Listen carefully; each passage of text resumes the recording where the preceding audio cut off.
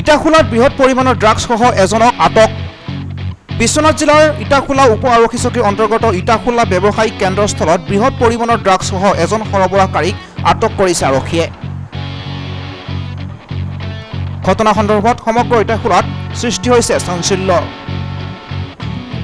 জানিব পৰা মতে আজি সন্ধিয়া এক গোপন সূত্ৰৰ পমখেদি বিশ্বনাথ আৰক্ষীৰ অতিৰিক্ত আৰক্ষী অধীক্ষক অমিত কুমাৰ হোজাইৰ নেতৃত্বত আৰু ইটাখোলা উপ আৰক্ষী চকীৰ ভাৰপ্ৰাপ্ত বিষয়া অভিজিৎ ভৰালীৰ সহযোগত ইটাখোলা ব্যৱসায়িক কেন্দ্ৰস্থলত আজি সন্ধিয়া 9 বজাত ছয়বাৰীৰ পৰা ইটাখোলা অভিমুখে আহি থকা AS23D0114 নম্বৰৰ এখন ৰঙা ৰঙৰ মাৰুতি এল্টো গাড়ীত তালাচী চলাই 48টা কণ্টেইনাৰ ভৰ্তি 64 গ্ৰাম ড্ৰাগছ উদ্ধাৰ কৰাৰ লগতে এজন সৰবৰাহকাৰীক আটক কৰিবলৈ সক্ষম হয়।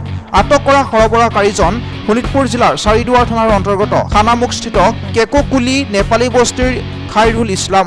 বৰ্তমান অধিক তথ্যৰ বাবে ইটাখোলা উপ আৰক্ষী চকীত বিশ্বনাথ আৰক্ষীৰ দ্বাৰা সোধপোছ জাৰি ৰাখিছে।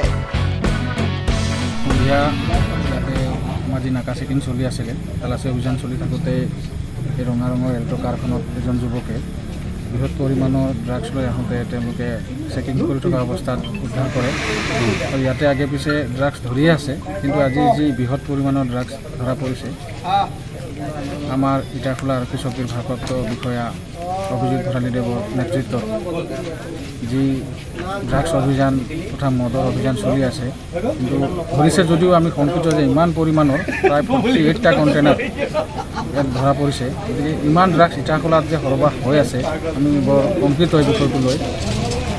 আৰু এই বিষয়লৈ আজি যিহেতু ইমান ড্ৰাগছৰ পৰিমাণ বহুত সংখ্যক বৃহৎ সংখ্যক ড্ৰাগছ ধৰিলে, গতিকে আপুনি আৰক্ষীক কি বুলি ক'ব? ইয়াৰ কাৰণেতো আমি আৰক্ষী বিভাগক আমি কৃতজ্ঞতা জনাইছোঁ, ধন্যবাদ দিছোঁ তেখেতসকলক যে আমাৰ ইয়াত এনেখিনি তালাচী অভিযান এনেই আমি অকল বাইককে ধৰি আছে বা হেলমেটে ধৰি আছে তেনে নহয়। এই তালাচী অভিযানৰ মাজতে তেওঁলোকে আজি আমাৰ বৃহৎ পৰিমাণৰ ড্ৰাগছ ইটাখোলাত সোমোৱাৰ পৰা ইয়াত বিতৰণ হোৱাৰ আগত ধৰিবলৈ সক্ষম হৈছে।